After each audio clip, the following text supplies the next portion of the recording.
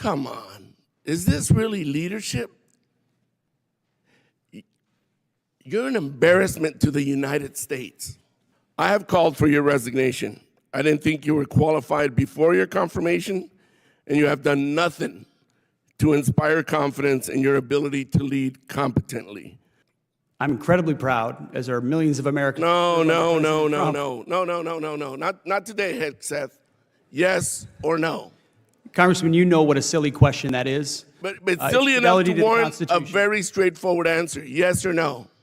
Ladies and gentlemen, welcome back to America First, the channel that puts our nation's interests above all else. Today we're diving deep into a congressional hearing that perfectly illustrates the stark divide between those who stand with America and those who seem more interested in political grandstanding than protecting our homeland. Before we get started, make sure to hit that like button if you believe in putting America first, and don't forget to subscribe for more content that cuts through the mainstream media noise. Also, if you want to support our mission to bring you unfiltered truth and analysis, head over to patreon.com/AmericaFirst, where you can support our channel for as low as $5 a month. Your support helps us continue bringing you the real stories that matter to patriotic Americans. Now, let's talk about what we just witnessed in this congressional hearing. What we saw here was a perfect microcosm of the problems plaguing our political system today. On one side, we have a defense secretary trying to do his job and protect American interests, and on the other, we have Representative Carbajal from California engaging in what can only be described as a shameful display of partisan politics and disrespect for our military leadership. Thank you, Mr. Chairman. It shouldn't come as no surprise that I have serious concerns with both the deployment of the National Guard and the Marines to Los Angeles. I served in the Marine Corps. We are trained to be war fighters, not for crowd control. Everyone here should be alarmed that the president has sent armed forces into a city against the wishes of a governor and mayor. I am concerned this administration is purposely escalating the situation with this step and politicizing our armed forces in the process. Let's call it for what it is. It's political theater.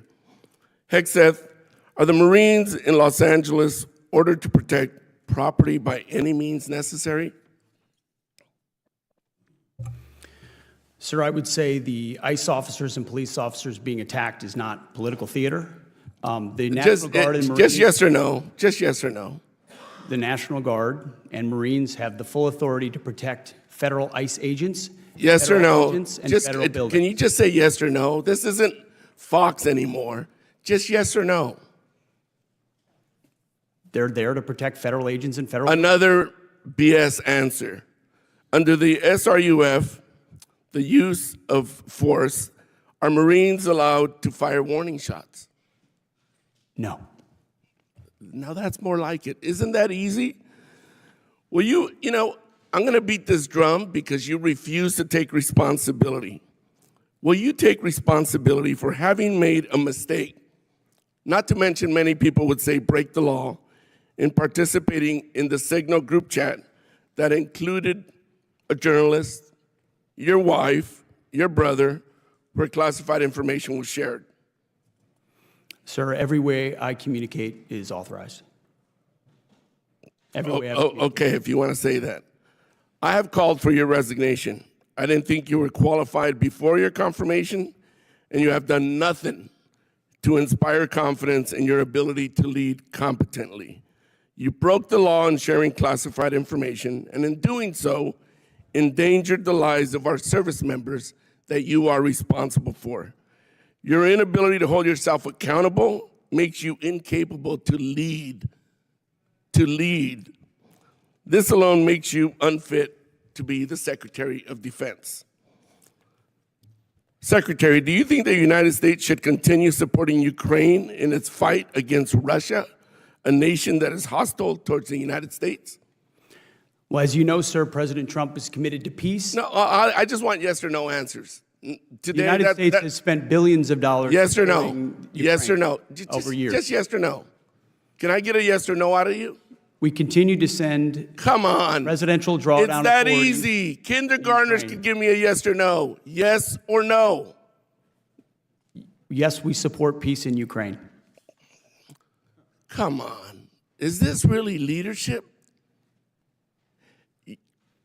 You're an embarrassment to the United States. If Russia invades NATO allies, are you going to recommend to the president that we fulfill our Article 5 obligations? Well, Russia has not invaded NATO allies. No. Thankfully, President Trump has No. invigorated the NATO alliance. I reclaim my time. Yes or no? It's that simple. There's Article 5 in NATO, which we recognize. So is the answer yes or no? That's what Article 5 is, yes. Good. I'm glad you brought yourself to saying yes. Do you think political allegiance to Trump is a requirement for serving our nation, either in uniform or a civilian in the department? I'm incredibly proud, as are millions of Americans. No. Not today, Hegseth. Yes or no? Congressman, you know what a silly question that is. But silly enough fidelity to to the warrant a Constitution. very straightforward answer. Yes or no? We all support and defend the Constitution of the United States. You know We're what? proud to support I'm not going to President waste Trump. my time anymore. You're not worthy of my attention or my questions. You're an embarrassment to this country. You're unfit to lead. And there's been bipartisan members of Congress that have called for your resignation. You should just get the hell out and let somebody competently lead this department. Mr. Chairman, do we not have any decorum in here? Thank you very much. I yield my time. Gentleman yields back, and I would urge. Let's start with the elephant in the room. Carbajal's outrage over the deployment of National Guard and Marines to Los Angeles. This is where we need to get real about what's happening in our cities. The congressman claims that sending military personnel to protect federal agents and maintain order is somehow inappropriate or against the wishes of local officials. But here's the reality that he conveniently ignores when local and state officials refuse to do their jobs, when they fail to protect federal agents who are trying to enforce our nation's immigration laws. Then the federal government has not just the right, but the obligation to step in.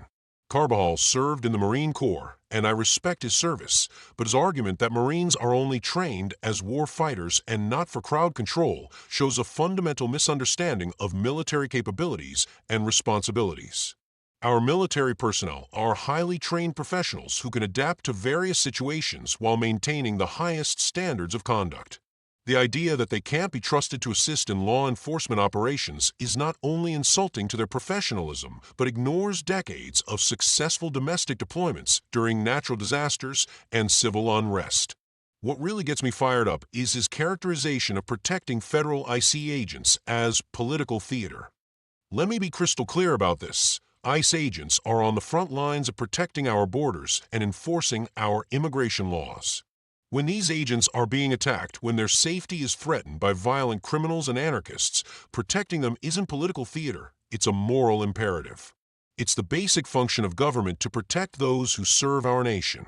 The congressman's dismissive attitude toward the attacks on ICE officers reveals a troubling perspective that seems to prioritize the comfort of illegal immigrants and their supporters over the safety of American law enforcement officers. This is backwards thinking that puts politics over the fundamental duty to protect those who protect us. Now let's address the Signal group chat controversy that Carbajal brought up.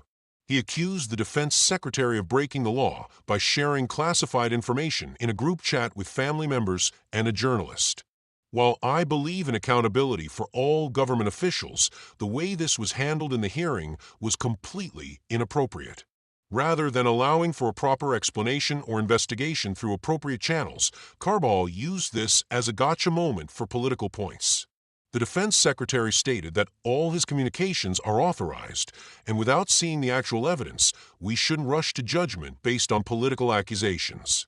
If there was actual wrongdoing, it should be investigated properly, not used as ammunition in a congressional hearing designed more for viral clips than substantive oversight. Moving on to the Ukraine discussion, this is where things get really interesting from America First perspective. Carbajal kept demanding yes or no answers about continued support for Ukraine, but the reality is that foreign policy isn't a simple yes or no question. President Trump's approach to the Ukraine situation has always been about achieving peace through strength and negotiation, not endless military aid with no clear strategy or timeline. The Defense Secretary's response about being committed to peace in Ukraine is exactly the right approach. We should be working toward a negotiated settlement that ends the conflict, protects American interests, and doesn't drain our treasury indefinitely. The idea that we should just continue sending billions of dollars without a clear strategy or end goal is exactly the kind of foreign policy thinking that has gotten us into so many expensive and counterproductive conflicts over the past decades. When it comes to NATO and Article 5 obligations, the Secretary correctly confirmed that we would honor our commitments to NATO allies if they were attacked. This is important because it shows that America first doesn't mean America alone. We honor our commitments to genuine allies while demanding that they also meet their obligations to the alliance. For too long, we've carried a disproportionate burden in NATO while other member nations failed to meet their defense spending commitments. The most disgraceful part of this entire hearing was Carbajal's final outburst. Calling the Defense Secretary an embarrassment and telling him to get the hell out is completely inappropriate behavior for a member of Congress. This kind of language has no place in congressional oversight hearings. It's the kind of behavior we'd expect from a Twitter troll, not an elected representative. What makes this even more troubling is that Carbajal claims this represents bipartisan sentiment, but what we're really seeing is the Washington establishment's resistance to the America First agenda. They're uncomfortable with leadership that prioritizes American workers, American security, and American interests over the globalist agenda that has dominated our foreign policy for decades. The questioning about political allegiance to Trump reveals the deep misunderstanding that establishment politicians have about the America First movement. This isn't about personal loyalty to any individual. It's about loyalty to the principles that make America great. It's about putting American workers before foreign interests, American security before globalist institutions, and American sovereignty before international bureaucrats. When the Defense Secretary talks about supporting and defending the Constitution, that's exactly right. The America First agenda is fundamentally about returning to constitutional principles, limited government, and prioritizing the needs of American citizens. The establishment's discomfort with this agenda tells you everything you need about where their true loyalties lie. Let's also talk about the broader context of what's happening in Los Angeles and other major cities. The deployment of federal forces isn't happening in a vacuum.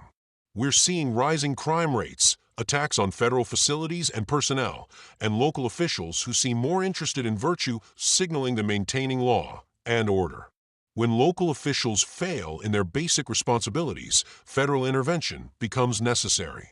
The California delegation's opposition to federal law enforcement isn't surprising given the state's track record on immigration enforcement and public safety. This is the same state that declared itself a sanctuary state, that actively obstructs federal immigration enforcement, and that has seen massive increases in crime and homelessness under progressive policies. What we're witnessing is a fundamental clash between two different visions for America. On one side, you have the America First vision that prioritizes the safety and prosperity of American citizens, strong borders, effective law enforcement, and a foreign policy that serves American interests. On the other side, you have the globalist vision that prioritizes international opinion over American interests, open borders over national security, and progressive ideology over practical governance. The disrespectful treatment of the Defense Secretary in this hearing is symptomatic of the broader disrespect that the establishment has for anyone who challenges their failed policies. They're used to defense secretaries who go along with endless wars, massive defense contractor profits, and foreign policy adventures that benefit everyone except American taxpayers. This defense secretary represents a different approach, one that asks hard questions about our military commitments, that prioritizes the welfare of our service members over the profits of defense contractors, and that seeks to end conflicts rather than perpetuate them. That's why the establishment is so hostile to this leadership. The American people elected President Trump specifically to shake up the establishment and bring a different approach to governance. That means appointing leaders who will challenge the status quo, who will ask hard questions about our policies, and who will prioritize American interests over the preferences of the Washington swamp. What we saw in this hearing is exactly why Americans have lost faith in Congress. Instead of serious oversight focused on improving our national security and military readiness, we got a political theater performance designed to generate viral clips and fundraising emails. Carbajal wasn't interested in substantive policy discussion. He was interested in scoring political points and getting his name in the headlines. The irony is that Carbajal accused the defense secretary of engaging in political theater while engaging in the most blatant political theater imaginable. His grandstanding, his disrespectful language, and his obvious preparation for viral moments show exactly who is really playing politics in that hearing room. Real oversight would involve serious questions about military readiness, about our strategic posture, about the welfare of our service members, and about how we can better protect American interests around the world. Instead, we got gotcha questions, viral moments, and political grandstanding. This is why the American people continue to support the America First agenda despite constant attacks from the establishment and the mainstream media. They can see through the political theater and recognize genuine leadership when they see it.